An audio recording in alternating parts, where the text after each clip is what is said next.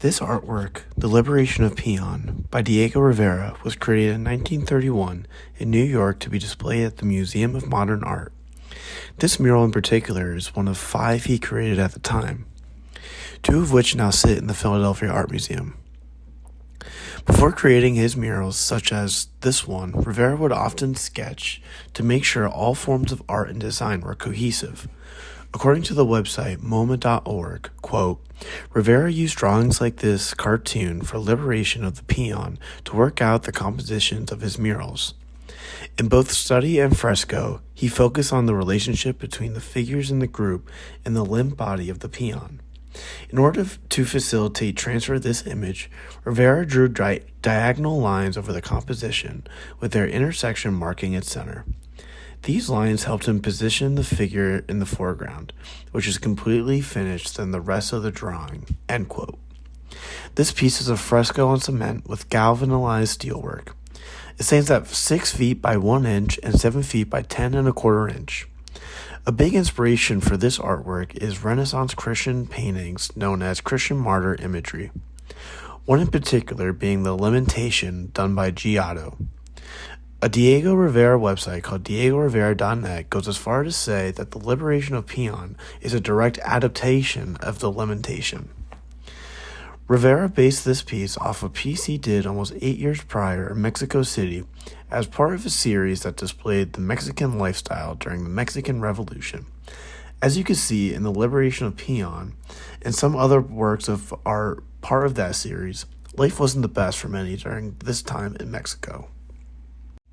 According to the Philadelphia Art Museum, Diego Rivera's Liberation of the Peon makes visible the cruel and exploitive Mexican peonage system, which kept agricultural workers in servitude to the owners of large properties, or haciendas, until they could pay off a debt by work.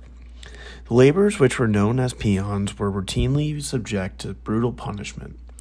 In this fresco painting, a hacienda worker has been tied to a post, whipped, and left for dead by his overseers. As you can see, Rivera created these whip marks very detailed to show how brutal these situations were.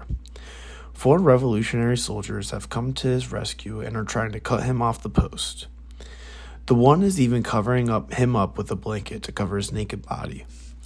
You can tell these are soldiers due to the cartridge belts around their bodies and the holster on the soldier on the left.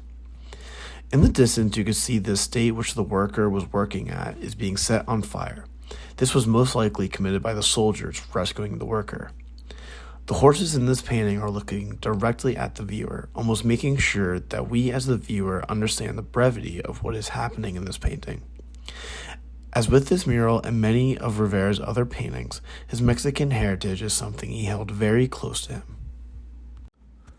Born on December 6, 1886 in Guanajuato, Mexico, he loved to draw from a young age, and one of his earliest influences was Jose Posada. Throughout his life, he became friends with many famous artists such as Picasso and Matisse. Rivera had numerous marriages, but his most famous marriage was between him and artist Frida Kahlo. He had an on-again, off-again relationship with Kahlo as they bonded over politics and Marxism. They tried to have a child numerous times, but due to Kahlo's condition, she was unfit to have one. He was most known for his murals. Some of his most famous pieces include Zapista Landscape, Sugarcane, From the Conquest to 1930, and Man Controller of the Universe. Murals were obviously the biggest part of Rivera's career.